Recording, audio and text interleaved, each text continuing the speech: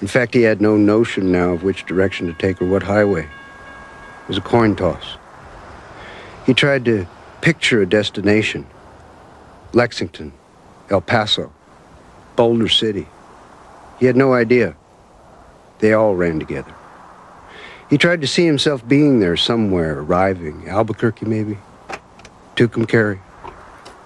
He saw a Denny's coffee shop that seemed familiar right across from a playground and an old railroad station, but he couldn't be sure which town he remembered them from, or why these places would give him any reason to return. There's a certain admittance about the frailty of being a guy on this planet, and that they do stupid things, and they kind of try to overcome them and try to figure out what they're doing here, where to go with that. He's an elusive person. And that's part of his charm, and it's also what's, for me, has always been a little scary. That elusiveness, that mysteriousness is very powerful. There have been times when I've felt like, when I've gotten a big hug, and then there are times when it's like a nod. And, you know, that can be scary. That's Shepard, right? New York is like a theater. That's why I can't live here. I mean, this is not a life, it's an arena. It's a place to do your work and then go. And then build work out of, you know, your real life.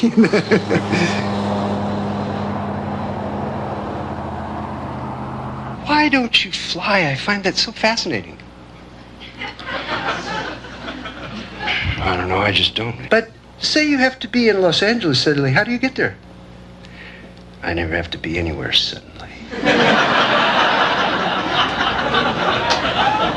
But your work, sometimes you must have to work in Los Angeles. Yeah, then I drive. Across the entire country? Right. How far is that? It's a long, long way. You must have a lot of girlfriends in different towns. Not anymore. Don't you get lonely? Sometimes. I would get so lonely, I think. Yeah, you probably shouldn't try it. Oh, but I must have feel as though I'm missing out on something. Since I was a little girl, I've dreamed about the West. Where did you hear about the West in Sweden?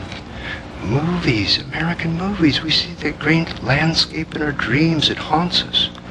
So it doesn't matter who's in the Western. It could be John Wayne or Jerry Lewis because everyone's really captured by the landscape. Well, we love the actors too, of course. Who's your favorite? Well, I guess I'd have to say Gary Cooper. The Coop. Oh, yes. He personified something, I think. What was that? Excuse me? That he personified. Oh, I don't know. That wonderful mixture of shyness, how do you say it? Vulnerability, I suppose, and yet strong at the same time. It's very Western. Women love that. They do. Yes, it's very attractive. Why is that? I don't know. You're making me blush. I am? Yes, you know you are. You're embarrassed? No, not exactly. But when you get right down to brass tacks, which is more important, Gary Cooper or the landscape?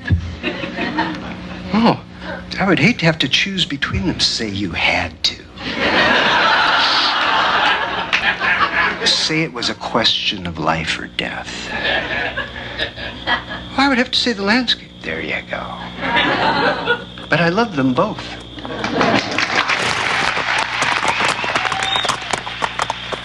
For a behind-the-scenes look at this and other great performances programs, visit PBS online at the internet address on your screen.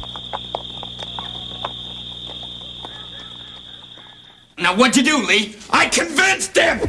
Coming up next, stay tuned for True West, Sam Shepard's volatile tale of two brothers starring Gary Sinise and John Malkovich. He liked my story. Pure and simple. He said it was the best story that he had come across in a long, long time. Lee, that's what he said about my story. He said the same thing to me. He must have been lying. Must have been lying to one of us, anyway. Next on Great Performances, the encore presentation of True West,